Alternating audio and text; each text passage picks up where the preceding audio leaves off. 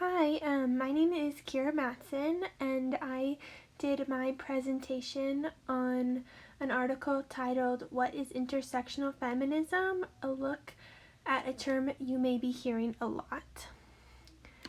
So, the article is from USA Today by a journalist named Alla E. Dazadiger, and this is the cover from the website where the article is published. So in the article, it talks about what is intersectional feminism. So in the reading, What is Intersectional Feminism? A Look at a Term You May Be Hearing a Lot by Alla E. Dazadiger explains intersectional feminism. She explains the differences between feminism and intersectional feminism by explaining that feminism is advocating for women's rights and equality among the sexes, whereas intersectional feminism includes other factors of identification that lead to discrimination. Other factors may include race, class, ethnicity, religion, and sexual orientation. Intersectional feminism has more recently come into the public eye. However, Dazadiger explains that this is not at all a new concept. She states, intersectional feminism is much more than the latest feminist buzzword. It is a decades-old term many feminists use to explain how the feminist movement can be more diverse and inclusive. The concept has a history as long as feminism itself. The article goes on to discuss the Women's March on Washington and how the rally was organized originally by white women. The march was criticized for this. Now the march's leaders are a diverse group of women who all have diverse intersectional identities. And then in this photo you can see I took from the article from USA Today. It's some of the leaders of the Women's March in a meeting. Dazadiger hints at where the concept of intersectional feminism may be going in the future and believes that next generations will adopt the concept. She also explains that in the future, as well as currently, people may be hesitant to identify as an intersectional feminist because of the connotations around the word. She states, "Today, the term makes people uncomfortable in part because it suggests that white women recognize their privilege and examine the ways in which that privilege will make other women invisible within the feminist movement." Dazadiger goes on to discuss reproductive rights through the lens of intersectional feminism. She states, intersectionality also means broadening the conversation around reproductive rights. She explains that the argument advocating for women's rights to abortion often leaves out the fact that even when a woman has the right to an abortion, she doesn't necessarily have access to an affordable abortion and is then left without access.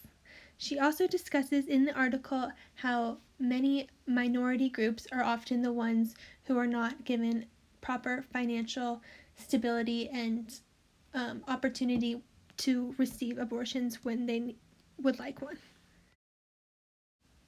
The reading concludes with several quotes from different academics that explain intersectional feminism in their own words.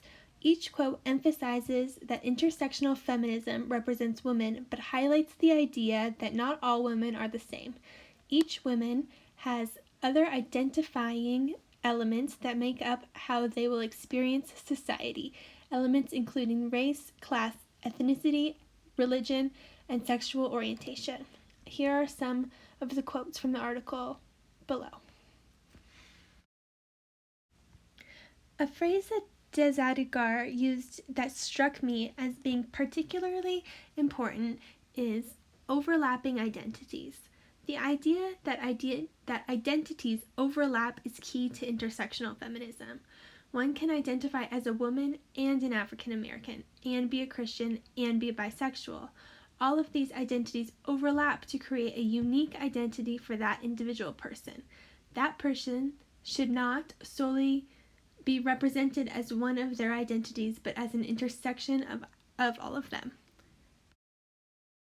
For this class, we studied Bell Hooks in her book Ain't I a Woman, and her theories are very closely related to intersectional feminism and what's discussed in this reading from USA Today. In Ain't I a Woman, Bell Hooks discusses feminism and how women of color are not represented in the feminist movement. She argues that white women are behind the feminist movement and that white women are not advocating for black women. She claims that white women are only advocating for other white women instead of all women, which does not support the message of equality that they are supposed to be advocating for. She argues that black women are discriminated against differently than white women due to their intersection of identities.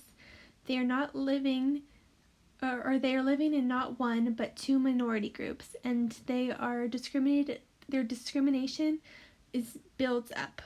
So white women often leave black women out of their feminist movement, so black women have to fight on their own and support their own intersectional feminism movement. I believe that future generations are likely to adopt the concept of intersectional feminism. I feel as a society we have become more accepting of individual identities and other people's beliefs. An example of this being the LGBTQ community becoming more widely accepted, normalized, and even celebrated. Although we still have a long way to go, I feel we are heading in the right direction and will continue to head in this direction as future generations take leadership. Thank you for listening to my presentation, and also here is my Works Cited page. Thank you so much.